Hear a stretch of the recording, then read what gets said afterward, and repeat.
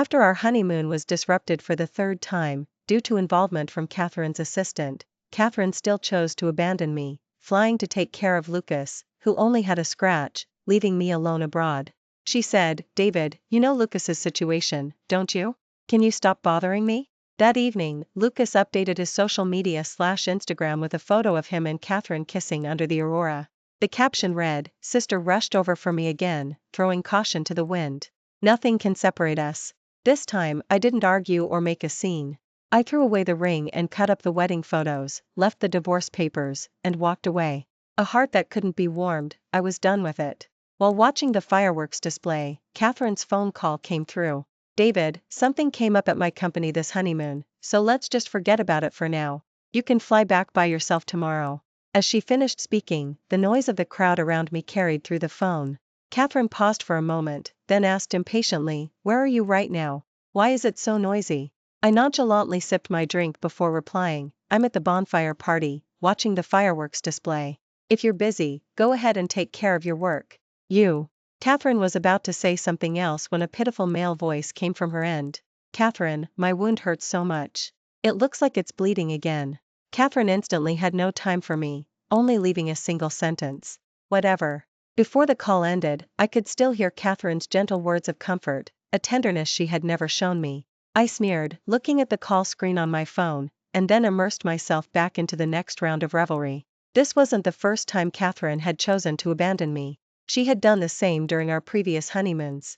She would abandon me abroad, where I knew no one, just because of a phone call from Lucas, and immediately fly back to take care of him. The next day, I would often fly back by myself, and we would inevitably have a huge fight. Dated for 5 years, married for 3. Now Lucas was a wedge between us.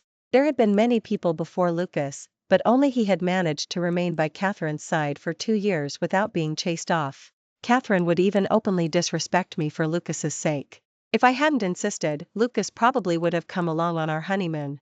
I had originally intended to use this opportunity to have a good talk with her, and had even carefully planned this honeymoon surprise. But the reality proved that even if he wasn't physically present, as long as there was a phone call, my carefully planned honeymoon would dissolve into a handful of sand. After all, the leading lady wasn't here, who would appreciate the carefully prepared gifts? Stepping away from the noisy crowd, watching everyone gathered together, happily singing and dancing, I had lost the mood to have fun. I went straight back to the hotel to rest. After washing up, I lay in bed, unable to fall asleep no matter what. Bored, I picked up my phone and started scrolling through social media for gossip. Unexpectedly, I saw a post Lucas had updated 2 hours earlier. It was a collage of photos of him and Catherine kissing intimately, with the caption, "Sister rushed over for me again, throwing caution to the wind. Nothing can separate us." The atmosphere in the photos was incredibly sweet, prompting people to tease and congratulate them.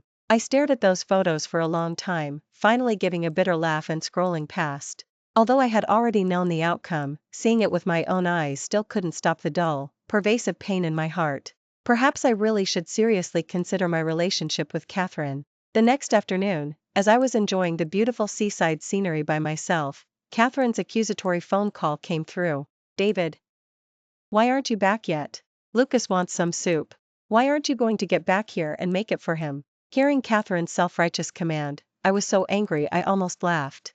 "I'm abroad right now, I don't have time. Can't you order delivery? Why should I rush back just to take care of him? David, Lucas is sick.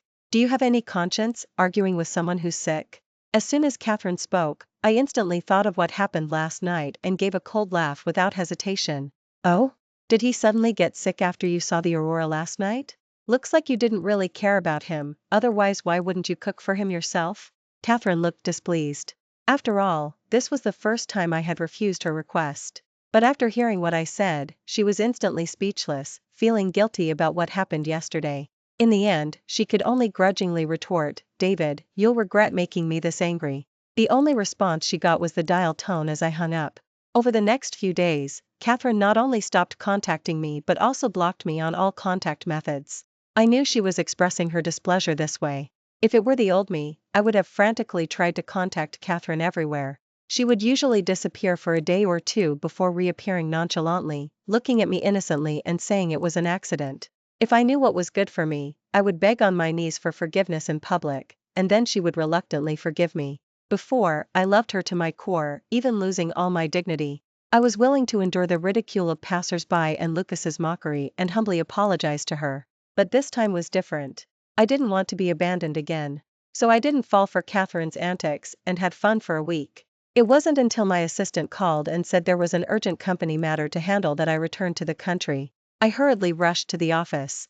Step ing out of the elevator, I was met with cheers and Catherine's figure holding a bouquet. I froze in place, feeling an extraordinary rage. To get back in time, I had taken 2 connecting flights and then hurriedly took a taxi to the office, not sleeping a wink all night. My heart was full of worry and anxiety, constantly thinking about where the project had gone wrong and what to do. But the reality was, it was all a joke by Catherine, thinly disguised as a surprise to make me happy. My head was now spinning and aching. Standing here was solely due to my willpower. Catherine looked at me standing there, thinking I was speechless from the sudden surprise. She walked forward with a smile and handed me the bouquet. David, this is a surprise gift from Lucas to make up for things. Consider it an apology for the honeymoon incident. Lucas stood timidly behind her, not daring to speak, but I saw the smugness in his eyes. I glanced indifferently at the bouquet and sneered. No thanks, I don't need it. And, was it fun messing with me like this? The lively atmosphere instantly froze at my words. Catherine's expression instantly froze. Employees huddled together, not daring to make a sound. Lucas, meanwhile, started sobbing quietly, looking utterly pathetic. She snapped back to reality, saw Lucas's reaction, and immediately threw the bouquet in my face, yelling at me angrily. David, what exactly are you making a fuss about? Lucas put so much effort into apologizing to you, and this is how you treat him. Now, apologize to Lucas immediately. The bouquet fell to the ground, no one catching it. I kicked it away, fighting off the dizziness. What is he to demand an apology from me? Does he deserve it? Hearing this, Lucas looked up at me with red-rimmed eyes, filled with malice. He walked up and tugged on Catherine's sleeve, adding fuel to the fire. He advised, Catherine, this was my oversight. Don't get angry on my behalf. David, it's all my fault. I apologize. Saying this, he cried even harder, as if he might faint any second. Catherine saw Lucas's state and immediately hugged him and comforted him gently. How could this be your fault? David is cruel and heartless. You did nothing wrong. Still not satisfied, she raised her hand and slapped me. Dazed as I was, I couldn't dodge. She didn't hold back, and a clear red mark immediately appeared on my face. She didn't even look at it, just hugged Lucas and comforted him, and gave me an order. David, kneel and apologize to Lucas. You owe him this. Leaning weakly against the door frame, I fought to stay on my feet. I'm allergic to flowers. Didn't you know that? Hearing my question, Catherine paused for a moment, then said self-righteously, so what? It's just a minor allergy. Lucas didn't do it on purpose. Hearing her defend Lucas, my heart instantly went cold. After knowing each other for so many years, she couldn't possibly not know how severe my pollen allergy was. When I was 17, I almost died because of it, yet she could say it was nothing, with a clear conscience. I couldn't hold on any longer. My vision went black, and I collapsed onto the floor, unable to speak. And before I lost consciousness, Catherine's sarcastic voice was still clear and sharp. TCH, now you're faking it. Get up and apologize to Lucas. When I woke up again, I was in a hospital bed. My assistant saw I was awake and quickly went to get a doctor. The final checkup result was just a temporary loss of consciousness due to overwork and an allergy. Get plenty of rest, and just avoid allergens from now on. Seeing I had recovered, my assistant tactfully arranged things and then went straight back to the office, no longer disturbing me. That evening, unexpectedly, Catherine showed up with a bowl of chicken soup to see me. Holding the soup, she couldn't wait to show off. This is from the Willow Creek Bistro. I waited in line for 3 hours just to get this light vegetable broth. Lucas is young and doesn't know any better, don't hold it against him. If it were before, seeing how much effort she put in, I would have been deeply moved and chosen to forgive everything she had done. But this time, expressionlessly, I looked at the bowl of soup and threw it in the trash can. Then, looking at the furious Catherine, I directly exposed her lie. Since when does Lucas's unwanted trash get dumped on me? Saying this, I pulled up Lucas's latest social media feed. It showed photos of various dishes from the Willow Creek Bistro, with a caption added, Catherine crossed half the city to buy food for me, so happy. I just didn't like the complimentary light vegetable broth. Catherine said she'd just throw it away like trash, wonder who would treat it like a treasure. She looked at the undeniable evidence, speechless. So she simply changed the subject. There's a formal party in 3 days that I need you to attend with me. Get ready. No need. Have Lucas go with you. I'm busy lately, I don't have time. Seeing me refuse her attempt to smooth things over again, Catherine's face became very unpleasant. She rubbed her temples and lectured me impatiently. David, there's a limit to your foolishness. Don't push your luck. I already told you I'm sorry, what more do you want? Lucas, I'm tired. You should leave. Catherine was cut off before she could finish speaking. She stood in silence for a while. Seeing that I had no intention of going along with the face-saving gesture, she turned and left. The sound of the door slamming heavily highlighted her anger. I sneered. It was clear whether someone was loved or not. When did she start treating me with nothing but endless coldness and complaints? Her sweet and flirtatious interactions with Lucas made my many years of affection look like a joke. 2 days later, just after leaving the hospital, Catherine impatiently sent someone to drag me to her office. Along the way, no matter what I asked, I received no answer. The car sped up instead, and a bad feeling began to stir within me. Upon arriving at the office, I learned that Lucas had entered the wrong figures when doing a report, causing the other company to instantly lose tens of millions. But the contract had been signed, and now they were relentlessly demanding an explanation.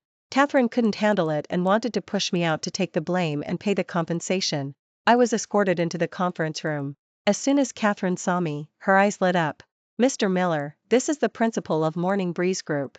He will handle the compensation this time. Saying this, Catherine pulled Lucas and was about to leave the conference room.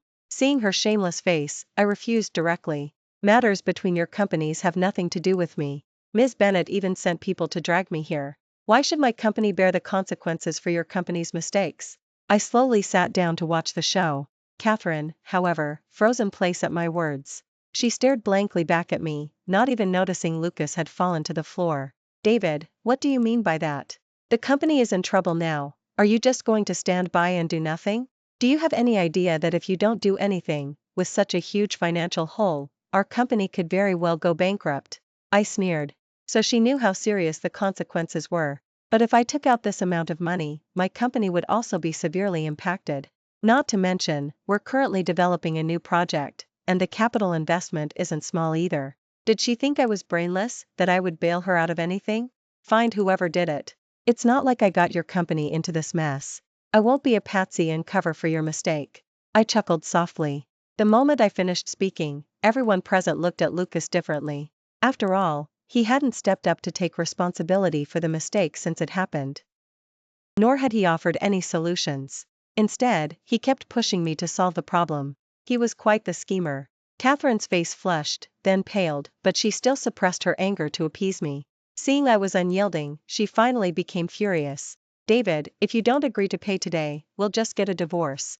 Saying this, she threw the printed divorce papers in front of me, her expression full of certainty. You know what I mean. The choice is yours. After you sign, we'll have nothing to do with each other anymore. Lucas was still hiding behind her, holding her around the waist, seeming remorseful about the matter, but the smile at the corner of his lips betrayed his true thoughts. I chuckled softly, looking at the signed divorce papers, in duplicate, and said something that made Catherine gasp. Fine. Since you're so impatient, I'll do as you wish. Saying this, I signed the divorce papers cleanly and swiftly, leaving Catherine no chance to stop me. Mr. Miller sat by, watching the unfolding drama with interest. Catherine stared blankly as I handed her one signed copy of the divorce papers, her voice sharp and full of anger. David, you're divorcing me. You bastard. She screamed at me, clenching her fists, with none of her previous arrogance. Saying this, she tore it into pieces and threw them at me. I sneered, picked up the other copy of the divorce papers, and turned to leave. No, you can't leave. If you leave, my company will be finished. Catherine saw me getting up to leave and immediately blocked my path. Her eyes were red-rimmed, and she looked at me stubbornly. After staring for a few seconds, as if suffering immense humiliation, she spoke slowly. David, you love me, don't you? As long as you say you want me back today, I'm yours. Saying this, she closed her eyes and shed tears, her whole demeanor like a martyr sacrificing herself, which utterly disgusted me. I stared fixedly at the wife I had loved for so many years, only to realize I hadn't understood her at all. Lucas, at this moment, was watching me maliciously from the side, his eyes filled with anger and calculation. But I was in no mood to keep arguing with Catherine. I simply pushed her aside and said coldly, "You're blocking the way. I'll have my lawyer handle the divorce proceedings from now on." Saying this, I strode away, regardless of the reaction behind me. But I hadn't expected Lucas to chase after me. Just as I was about to get on the elevator, he grabbed me and pushed me into the stairwell. Impatiently, I shook off his hand, which was gripping me tightly, my eyes filled with disgust. "Anything else?" Lucas's young, handsome face was now full of panic. He firmly blocked the stairwell exit. "David, you can't do this. The company's losses this time are severe. You can't leave." Hearing this, I raised an eyebrow and looked him up and down dismissively. "Why should I cover for a mistake you made? Or were you planning this from the start? Otherwise, how could the divorce papers already be printed and signed?" Hearing this, Lucas's face instantly turned pale. He stammered, trying to explain. But the evidence was undeniable, so he could only give up and admit it. I just wanted to show off. I didn't expect to mess up this badly. Besides, if I didn't take risks, how could I get ahead? It's just a shame this blew up so big." "Wait. Divorce, you can't divorce now. Give me the papers." Saying this, he tried to snatch the papers from my hand, but I dodged him. He lost his balance and tumbled down the stairs. Looking at him, bruised and disheveled, I didn't leave immediately, but spoke unexpectedly. "Instead of plotting against me, you should consider whether Catherine will use you as a scapegoat and send you to jail to appease the other party. Don't try to fool me. Ms. Bennett isn't like that at all. It's your fault for not helping, this is all on you. Wouldn't it have been better to just be Ms. Bennett's loyal lapdog? Why did you have to be disobedient and mess things up like this? Ms. Bennett would never be as heartless as you." Birds of a feather flock together, indeed. Even their excuses for shifting blame are identical. As if none of this was his fault, but rather everyone in the world had wronged him, leading to his current situation. "Well, you can certainly try. See if the Ms. Bennett you're so devoted to will still look out for you after this." Dropping that last sentence, I left. Only Lucas remained in the stairwell, ranting in frustration. After leaving Catherine's office, I immediately called my assistant. I demanded that all of Catherine's privileges within the company be terminated, and then I changed the passwords for all her cards. I used to love her, which is why Catherine was able to cause quite a bit of trouble in my company thanks to my indulgence. It was precisely because she had my backing that the former Bennett Group was able to recover so quickly and develop to this extent. But now, I wasn't willing anymore. Didn't Catherine tell me she was a clear-headed, independent woman who could support her company without relying on a man? Now I'd like to see how far the Bennett Group can go, relying on her so-called real skills. After doing all this, I leisurely contacted my lawyer to prepare for the divorce. After all, Catherine and I didn't have much in the way of tangled assets. When the Bennett Group was on the verge of bankruptcy, we each signed a prenuptial agreement when we got married. Neither spouse shall, for any reason or by any means, seize or scheme against the other's property or company shares. Mr. Bennett even proposed this agreement, afraid Catherine might be taken advantage of, and specifically hired a lawyer to witness it. But we never expected that in the end, this agreement wouldn't protect Catherine, but me. After arranging everything, I continued to work at the office. After all, this was a critical period for the new project, and some major directions still required my oversight. Catherine came directly to the office to corner me, walking into my office unimpeded. She then arrogantly accused me. "David, what is the meaning of this? Why have all my cards been frozen? Are you trying to push me to the brink?" She looked at me furiously, took a deep breath, and said as calmly as possible, "If this is about the honeymoon, then I apologize. But now is not the time for you to mess around like this. Sign this contract right now, immediately. Then I'll forgive your previous unreasonable behavior." I looked at the contract she threw over and sneered. Did Catherine think I was an idiot? If I signed that, my company would be finished. Then, right in front of her, I tore up the contract and threw it at her. Consider it a return favor. My assistant, who let her come straight in.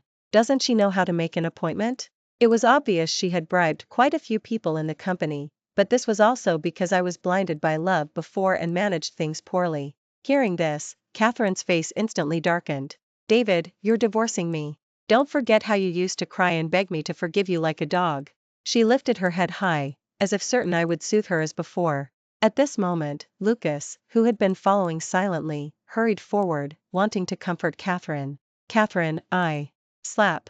What are you to speak here? If the company doesn't get through this, you can just wait for jail time. A crisp slap echoed, and Lucas's face turned deathly pale, scared by Catherine's words. His body trembled slightly, and finally, overwhelmed, he ran out crying.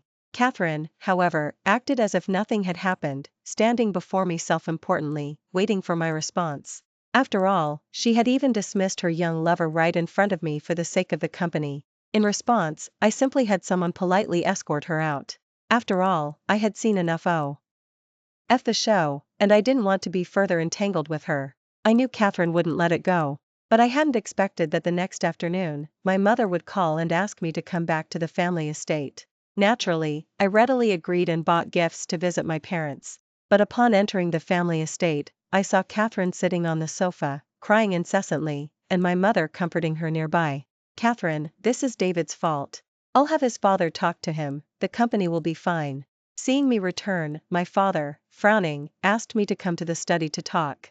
As soon as I entered the study, before I could even speak, my father kicked me. My father, disappointed and frustrated, lectured me. I told you to marry Catherine, and this is how you treat her? Now that their company is in crisis, not only do you not offer comfort or help, but you want a divorce. Where did all the lessons I taught you go? That's your wife. I looked at my father, his face a mix of helplessness and heartache, and sneered internally. It seems Catherine is truly cunning. She exaggerated and distorted the truth, even deceiving my parents.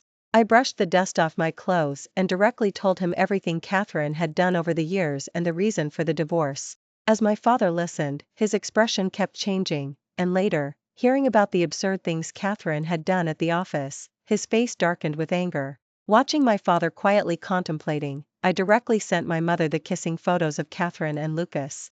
I hadn't had a chance to discuss it with my parents before, and I didn't expect her to cause a scene here. So why should I save her face? Wouldn't it be better to just have a fallout? My father had calmed down by now.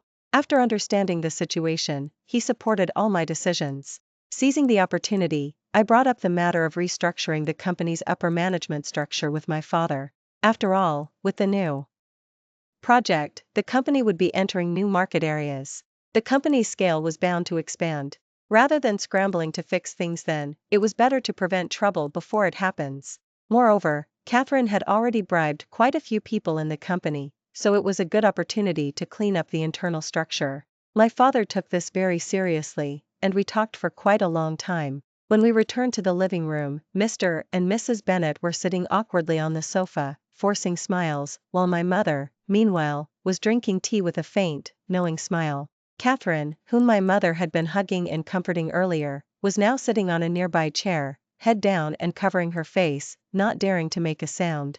Seeing me arrive, Mrs. Bennet exclaimed urgently, as if seeing a savior, "David, this whole thing is a misunderstanding. There's no need to go through with the divorce. In my opinion, you two young people are just having a marital spat that you'll make up from. There's no need for such a big fuss. My dear, this divorce must not happen." Before I could even speak, my mother retorted on my behalf. "The divorce was first proposed by your daughter. The papers were signed long ago. We are merely complying with her wishes. As for in-laws, we're not like that. After all, I still have some dignity. Let's part on good terms." At this point, the intention to usher them out was very obvious. But Catherine herself knew that if my family didn't intervene, she would be helpless against the company's crisis. So she raised her pale face and looked at me tearfully. "David, I know I was wrong. I've already sent Lucas away. After so many years of history between us, do you have to be so ruthless? Husband, I don't want a divorce. I'll change, just give me one more chance, just one." Her eyes were full of hope, regret, and dependence, as if I were a great hero who could save her from dire straits. Catherine was very smart. She always knew I was soft-hearted. She also knew that because I loved her, I would tolerate her mistakes without limit all these years. She still thought I wouldn't truly abandon her, that I was just angry. But disappointment accumulates bit by bit. No one would foolishly wait around forever. "We are already divorced, Ms. Bennet. Please show some self-respect. Butler, show them out." I didn't answer Catherine's words, but I directly issued the order to escort them out. As the staff escorted them out, Catherine continued shouting in disbelief, hoping I would turn back. "David, you wait. You'll regret this." Mr. and Mrs. Bennet had already left, covering their faces. At their age, they couldn't afford to lose face like this. Seeing that I remained unmoved, in desperation, Catherine also tried to borrow money from others to cover expenses. But everyone is a business person, and no one does things without profit. Moreover, the news of my official divorce from her had already spread, making it very difficult for her to borrow money. During this time, she often came to the corner of me, trying to get me to change my mind. But she couldn't even get an audience with me, and finally slunk away without a trace. Due to the lack of a sufficient capital chain to support other projects after the compensation, the Bennett Group declared bankruptcy a week later. This time, no Patsy would step up to foot the bill. However, on my way to bid on a project, a car drove straight at me. Looking at the crazed expression on Lucas's face in the car opposite, I understood immediately. I heard Catherine had taken him to court, citing damage to the company's major interests. Now, even if he goes down, he'll take someone with him. Fortunately, to prevent any mishaps, I had my assistant rush to the site with the documents in advance. However, given Lucas's information channels, how did he know the exact time and location of my bid? Catherine. It was her. It seems the two of them had reached some sort of agreement and conspired together to get revenge on me. Fortunately, the car hadn't officially entered the winding road yet. The view was open, and there was a good chance to shake off Lucas.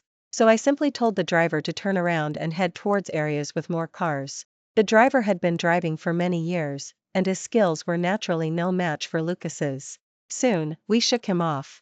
It was a close call. Although Lucas's car performance wasn't as good as ours, he didn't pursue us relentlessly later. It seemed he planned to make me lose the bid. After all, if I lost the bid this time, I would miss the best opportunity to enter the market. That would be a significant loss for the company as well. There were no surveillance cameras on the stretch of road near the winding road, but my dash cam recorded Lucas and the car. So after reaching a safe place, I chose to call the police directly and submit the evidence to sue Lucas for attempted murder. Lucas's whereabouts weren't secret, and he was apprehended within half a day. However, since he refused to admit it, and the dash cam alone provided insufficient evidence, he couldn't be convicted. In the interrogation room, Lucas looked at me with a smug expression, mocking me. What, David, aren't you busy with your work now? Why have you come here to mock me? It was as if he was convinced I had lost the bid this time, and that's why I had time to take it out on him. I took a deep breath, having no time for his nonsense, and threw photos of his family in front of him. Lucas immediately panicked. He glared at me fiercely and said, "What are you doing? They are ordinary people, this is illegal." I sneered, looking at Lucas with disdain. I won't break the law to harm people, but you know, if I wanted to, I wouldn't even need to lift a finger, and they would live in misery. Besides, weren't you the one who first colluded with others to try and harm me? Hearing this, Lucas's face instantly and deathly pale. Although he was somewhat clever, he had genuinely never thought of murder. No, no. Ms. Bennett said it was just to give you a lesson. I never intended to harm anyone. We just wanted you to lose the bid. We tampered with your brakes, just to make things difficult for you. Why did you have to temporarily change cars? That's why I had to drive into you. He spoke somewhat haltingly, and hearing it, my heart jumped. If I hadn't temporarily sent my car for maintenance and temporarily swapped it for one I didn't usually drive, I probably would have already fallen off the winding road and been dead as a doornail by now. Thinking this, my face remained calm and collected, as if everything was under control. Looking at Lucas, I simply dropped one last sentence, then turned and left. Whether you tell the truth is up to you. Think carefully. Less than 10 minutes later, Lucas confessed and also implicated Catherine. He had only one condition: don't harm his family. I agreed. Ridiculous. Scaring him just now was one thing. I am a law-abiding citizen. How could I knowingly break the law? When Catherine was arrested and saw me, she was still arguing. Husband, save me. I don't know what's going on. As she spoke, she tried to rush towards me to beg. But the police held her firmly, and she couldn't break free, only able to plead with me desperately. David, believe me. How could I possibly harm you? This is all Lucas's revenge. Get me out, save me. Watching her hysterical state, I remained silent, just quietly watched my former lover's face become exceptionally hideous, and calmly said an irrelevant sentence. The company won the bid. Catherine froze for a few seconds, then shrieked in response. Impossible, absolutely impossible. How could the bid succeed? You're lying to me. You're lying to me. I didn't refute her, just quietly watched as she was taken to the interrogation room. Catherine initially wanted to refuse to admit it, but Lucas directly made their chat messages and call records public. Now Catherine had no excuse, even if she wanted to argue. But the day after she was arrested, Mrs. Bennet personally came to tell me Catherine was pregnant. My brow furrowed, somewhat disbelieving. But Mrs. Bennet was insistent, and even produced the pregnancy report. It showed the baby was over 2 months along and very healthy. She looked at my expression, then began to persuade me. David, I know I shouldn't be coming to beg you now. But she's pregnant, and it's your flesh and blood. Even if you insist on getting a divorce, do you want the child to be born in prison? Mrs. Bennet cried and knelt before me as she spoke. Please, I'm begging you. I apologize to you. My daughter truly cannot go to jail. I quickly had my assistant help her up and sit down properly, then pondered for a moment. Have an abortion. If the news of her pregnancy had come out just 1 month earlier, I might have truly forgiven Catherine for everything. After all, we had been married for so many years and always wanted a child.